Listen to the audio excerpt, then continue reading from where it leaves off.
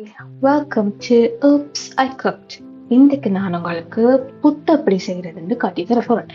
இதுக்கு நான் ஆட்டம் எடுத்திருக்கேன், மல்டி கிரெயின்ஸ் ஆட்டாண்டைக்குள்ள ஹோல் வீட் எடுத்திருக்கேன். ரைட், அதில் தான் நான் புட்டு செய்ய போறேன், அரிசி மாவில் செய்யல. அதுக்கு கொஞ்சம் ஒரு பாத்திரத்தில் ஆட்ட மாவை போட்டுட்டு நீங்கள் என்ன செய்யணும், தேவையான அளவுக்கு உப்பு போடுங்க. உப்பு போட்டுட்டு தண்ணி ஓரளவுக்கு சுட்டு ஆறிட தண்ணி, பச்சை தண்ணி விடாதீங்க, கொதி தண்ணியும் வேண்டாம். சுட்டு ஆறின தண்ணியை கொஞ்சம் ஓரளவுக்கு லியூக் வார்மில் எடுத்துட்டிங்கன்னா அதை எடுத்து போட்டு நல்லா பிணைஞ்சு கொள்ளுங்க.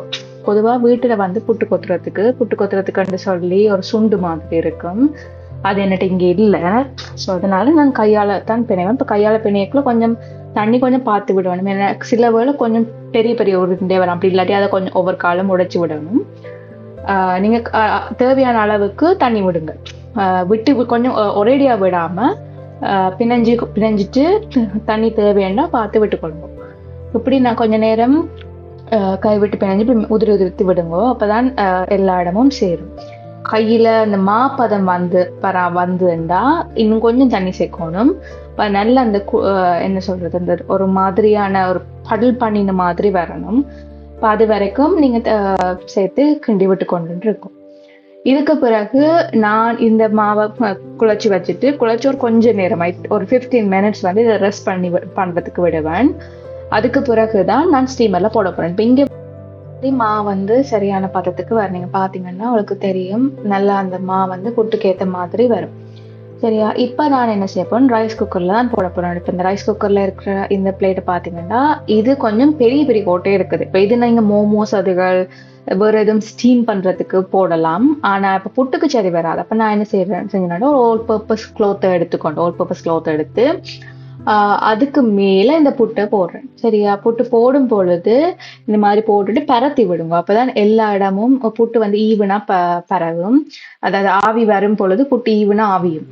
இதுல ஒரு ப்ராப்ளம் இருக்கு, என்னன்னா நான் இப்போ இந்த ஆல் பர்பஸ் கிளாத் போடுறபடியால ஓரங்கள்ல இந்த ஆவி போய் சேர்ற இடம் கொஞ்சம் ஈரப்பதனா இருக்கு. அதாவது அவிஞ்சு வரும் பொழுது கொஞ்சம் ஈரப்பதம் உங்களுக்கு கூடுதலா இருக்கு. இப்போ நான் மூடி போட்டு மூடிட்டு இப்போ இதை ஆவியை விட போறேன். இப்போ அந்த ஓரம் இருக்கு தானே, இந்த ஓரங்கள் எப்படியும் அந்த ஆவி சேர்ந்து அந்த இடத்துல வடிஞ்சு அந்த இடத்துல இருக்க புட்டு ஈரத்தன்மையா இருக்கும். அப்ப இப்ப நீங்க புட்டு அவிஞ்ச உடனேயே இதை நீங்க எடுத்துட்டு சாப்பிடும் பொழுதோ அல்லது நீங்க புட்டு கொத்து செய்ய போறீங்களாலோ அந்த இடங்கள் குலைய பார்க்கும். அப்ப இப்ப நான் யூஸ்வலா அப்படி செய்யறேன்னா இந்த மாதிரி அவிஞ்சிட்டுதண்டா, புட்டு அவிஞ்சு பதம் சரியா வந்துட்டுதண்டா, இப்போ 2-3 தடவை எடுத்து பார்ப்பேன், அவிஞ்சு உங்களுக்கு புட்டுண்ட பதம் சரியா வந்துட்டுதண்டா நீங்க ஆஃப் பண்ணிட்டு என்ன செய்யுங்கண்டா, ஒரு பிளேட்டில் இந்த துணியோட சேர்த்து நீங்க என்ன செய்யுங்க, அந்த பிளேட்டில் பரத்தி விடுங்க. பரத்தி விடக்குள்ள கொஞ்சம் அந்த ஓரத்துல இருக்கிறதுகள் குழஞ்சி வந்தது எல்லாமே சரியா உதிர்ந்து வரும். அந்த ஈரம் எல்லாம் காஞ்சு சரியா உதிர்ந்து வரும். இப்போ மோஸ்ட்லி இந்த மாதிரி தான் செய்யறேன். ஸோ இது உங்களுக்கு யூஸ்ஃபுல்லாக, நீங்கள் புட்டுக்குழல் இருக்கோன்ற அவசியம் இல்லை, ரைஸ் குக்கரில் இருக்கிறத வச்சுக்கொண்டு நீங்கள் புட்டு செய்யலாம். மற்ற இதுக்கு நான் தேங்காய்ப்பு போடுறேன் இல்லை, பொதுவாக அரிசிமா புட்டு இல்லாமல் இப்போ நீங்கள் ஆட்டமா புட்டு செய்கிறீங்கன்னா தேங்காய்ப்பு போடணுன்ற அவசியம் இல்லை. இதை நார்மலாகவே நீங்கள் உங்களுக்கு பிடிச்ச கறிகளோட செஞ்சு சாப்பிட்டு கொள்ளலாம். இன்னொரு ரெசிபியோட உங்களை நான் சந்திக்கிறேன். பாய்.